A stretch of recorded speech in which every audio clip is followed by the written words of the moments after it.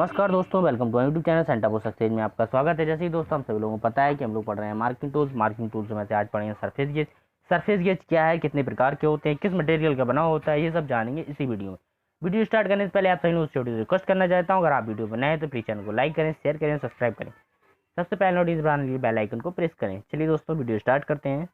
देखते हैं surface gauge है क्या, ये किस मटेरियल का बना है और इसकी डेफिनेशन क्या कहती है। देखते हैं सरफेस गेज का इंट्रोडक्शन। सरफेस गेज एक प्रकार का मार्किंग टूल्स है, ठीक है। ये सरफेस गेज एक प्रकार का मार्किंग टूल्स है जिसके साथ दो सिरे वाला स्क्राइबर लगा रहता है। इस स्क्राइबर को एक सिरा दूसरा तथा एक सिरा और दूसरा सिरा 90 अंश में मुड़ा रहता है। मतलब इस स्क्राइबर होता है जो इस स्क्राइबर में दो सिरे लगे होते हैं, ठीक है। जो लाइन खींचने वाले स्क्राइबर लगे रहते हैं, जो एक 90 अंश में मुड़ा रहता है और एक स्ट्रेट में रहता है, ठीक है। सरफेस गेज को मार्किंग ब्लॉक और स्क्राइबिंग ब्लॉक भी कहते हैं। यानी सरफेस गेज के दो अन्य नाम भी होते हैं, जो मार्किंग ब्लॉक और स्क्राइबिंग ब्लॉक भी कहते हैं इसको। टाइप्स, ये कितने प्रकार के होते हैं, ये निम्नलिखित प्रकार के सरफेस गेज प्रयोग में लाए जाते हैं। पहला देखते हैं फिक्स सरफेस गेज।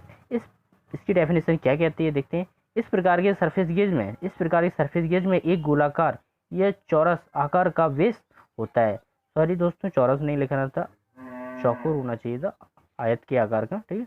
इस प्रकार के सरफेस गेज में एक गोलाकार या चौकोर आकार का बेस होता है जिसके साथ एक स्थायी रूप से पिलर जुड़ा रहता है। मतलब इसमें जो एक पिलर रहता है वो स्थायी रूप से जुड़ा रहता है, या उसको, ठीक है, या तो इसको चूड़ी की सहायता से जोड़ा जाता है, मतलब फिक्स रहता है, वो उसे हटाया नहीं जा सकता है, ठीक है। या तो वो चूड़ी की सहायता से कस दिया जाएगा या तो वो फिक्स होगा वेल्डिंग के साथ, ठीक है। इस पर साइज खोलने या लेने के लिए, ठीक है, साइज खोलने के लिए स्लाइडिंग नट की सहायता से स्क्राइबर को अंदर से ऊपर नीचे करके साइज को खोला जाता है। इसके द्वारा शुद्धता से माप खोलने के लिए कठिनाइयाँ होती हैं। मतलब इसको स्लाइडिंग नट के द्वारा इसको ऊपर नीचे करना पड़ता है और इसका पिलर जो रहता है वो फिक्स रहता है, इसलिए जी थोड़ी कठिनाइयाँ इसमें ज़्यादा होती हैं, इसलिए इसका प्रयोग वर्कशॉप में कम किया जाता है, ठीक है। अब देखते हैं दूसरा वाला यूनिवर्सल सरफेस गेज क्या है, ये इस पर कैसे यूज करते हैं, देखते हैं।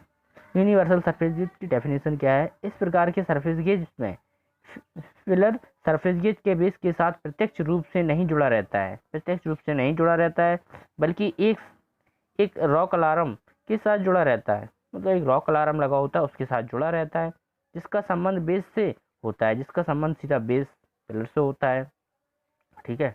इस प्रकार के सरफेस गेज को आसानी से संयोजित या एडजस्ट किया जा सकता है।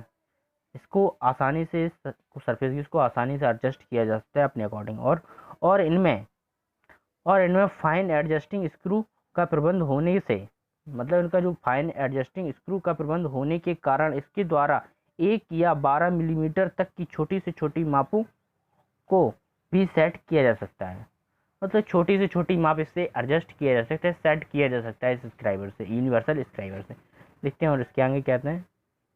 इस सरफेस गेज से फिक्स सरफेस गेज की अपेक्षा अधिक शुद्धता से मार्किंग की जा सकती है। मतलब ये एक जो सरफेस गेज है फिक्स सरफेस गेज से कई गुनी अधिक हम यूनिवर्सल सरफेस गेज से और आसानी से इसे शुद्धता से माप भी ले सकते हैं, और कई आसानी से ले सकते हैं, इसको टाइम बचत कर सकते हैं, ठीक है।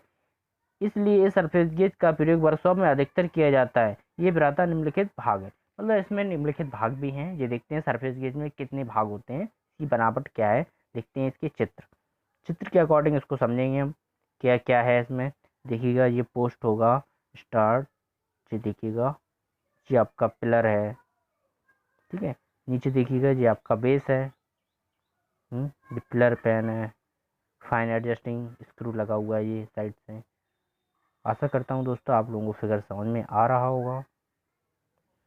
देखिएगा आप फिगर से पढ़ेंगे तो क्लियर हो जाएगा। अभी इसके पार्ट्स भी पढ़ेंगे, कौन कौन से पार्ट्स हैं, बेस किस मटेरियल का बना होता है, पिलर किस मटेरियल का बना होता है, ये सब जानेंगे। आप फिगर पहले पढ़ लीजिएगा, फिगर देखिएगा।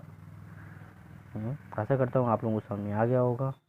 चलिए दोस्तों अब देखते हैं इसकी बनावट में पहला देखते हैं बेस किस मटेरियल का बना है, ठीक है, इसका क्या यूज है, देखते हैं। यह सरफेस गेज लिखा है। यह सरफेस गेज का सबसे नीचे का भाग होता है, जो आपने देखा है चित्र में, यह सबसे नीचे का भाग होता है जिसके ऊपर रॉक अलार्म और गाइड पिन फिट रहती है। यह प्रायतः कास्ट आयरन का बनाया जाता है। इसका मटेरियल होता है जो बेस बेस का जो कास्ट आयरन का बना रहता है। इसमें देखते हैं पार्ट्स कौन कौन से ऐड रहते हैं इसमें। रॉक अलार्म, इसमें रॉक अलार्म और गाइड पिन भी सेट रहती हैं, इसी में एडजस्ट रहती हैं। ठीक है, अब देखते हैं पिलर। इसकी पिलर किस मटेरियल का बना है।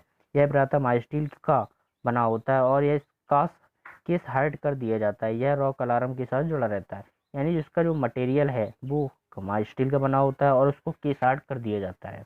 ठीक है, और इसको क्या है, रॉक अलार्म के साथ जुड़ा रहता है ये।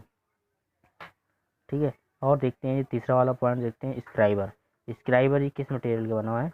Scriber hard carbon high carbon steel से बना होता है। इसके पॉइंट को हार्ड बार टेम्पर कर दिया जाता है। इसके जो टेम्पर होता है उसको हार्ड बार टेम्पर कर दिया जाता है। इसका प्रयोग लाइनें खींचने के लिए किया जाता है।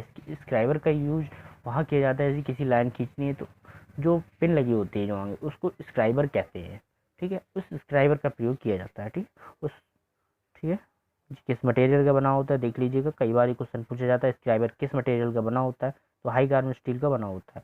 इसके पॉइंट को हार्ड व टेम्पर कर दिया जाता है। ठीक है, अब देखते हैं स्क्राइबर नंग। स्क्राइबर नंग देखते हैं ये क्या है।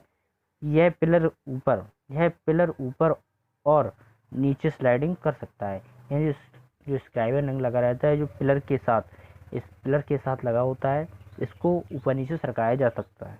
ठीक है, अब देखते हैं रॉक अलार्म ही है। ठीक है, रॉक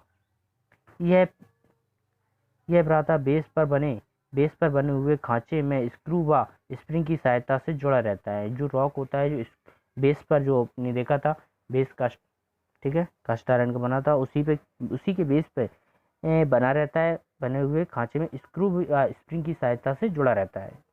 ठीक है, और देखते हैं रॉक एडजस्टिंग स्क्रू। प्रायतः रॉक अलार्म के साथ जुड़ा हुआ रहता है, जिसका प्रयोग फाइन एडजस्टिंग के लिए किया जाता है। मतलब इसको जो रीडिंग है इसको फाइन एडजस्टिंग करने के लिए किया जाता है रॉक अलार्म का प्रयोग। ठीक है, अब देखते हैं पिलर लॉक नट। पिलर में एक नट लगा रहता है जिसे लॉक नट कहते हैं। ठीक है, उसको देखते हैं। प्रायतः यह रॉक अलार्म के साथ रहता है, ये रॉक अलार्म के साथ लगा रहता है, जिसका प्रयोग पिलर को क्लैम्प करने के लिए किया जाता है। ठीक है, पिलर को क्लैम्प करने के लिए किया जाता है। इसकी सहायता से पिलर को किसी भी कोण में मार्किंग टूल 7 में कसा जा सकता है, यानी जो मार्किंग 7 होती है उसमें भी कसा जा सकता है इसको। ठीक है, अब देखते हैं 7 वाला पॉइंट, गार्ड पिन है। गार्ड पिन क्या है, किस मटेरियल की बनी है, ये देखते हैं। ये स्टील की बनी हुई गार्ड पिनें होती हैं। जो गार्ड पिन होती हैं वो स्टील की बनी होती हैं, जो कि बेस के साथ जुड़ी रहती हैं। इनको ऊपर नीचे एडजस्ट किया जा सकता है। जब सरफेस प्लेट के किनारे से या मशीन के ब्लेड के किनारे से समांतर लाइनें खींचनी हो तो गार्ड पिन प्रयोग में लाई जाती है। यानी किसी चीज़ के लिए अगर हम मतलब किनारे पे लाइन खींचनी है तो उसको गार्ड पिन से यूज करेंगे, तो जो अपना गार्ड करने वाली लाइन होगी उसके अकॉर्डिंग ही हमारी खींचेगी ना, इसलिए गार्ड पिन का यूज किया जाता है। ठीक है, अब देखते हैं इसका इसका प्रयोग कैसे करते हैं, क्या इसका प्रयोग है देखते हैं। सरफेस गेज का प्रयोग समांतर और सीधी लाइनें खींचने के लिए किया जाता है। मतलब स्ट्रेट लाइन खींचने के लिए सरफेस गेज का प्रयोग किया जाता है। देखते हैं सेकंड वाला पॉइंट, इसका प्रयोग समांतर साइडों को चेक करने के लिए भी किया जाता है, यानी कि समांतर जो लाइनें हैं उनको भी चेक करने के लिए किया जाता है सरफेस गेज का प्रयोग। ठीक है, देखते हैं तीसरा वाला पॉइंट, इसका प्रयोग लेथ मशीन पर फोर्ज जो चक्र होता है, इसलिए देखते हैं तीसरा वाला पॉइंट फिर से। इसका प्रयोग लेथ मशीन पर फोर्जो चक्र में जॉब को सेंटर में बांधते समय भी किया जाता है। यानी सरफेस गेज होता है, इसका प्रयोग जो लेथ मशीन होती है, लेथ मशीन पे जो चक्र लगा होता है उसको सेंटर में बांधने के लिए भी सरफेस गेज की सहायता से करते हैं, इसका प्रयोग कर सकते हैं। ठीक है, अब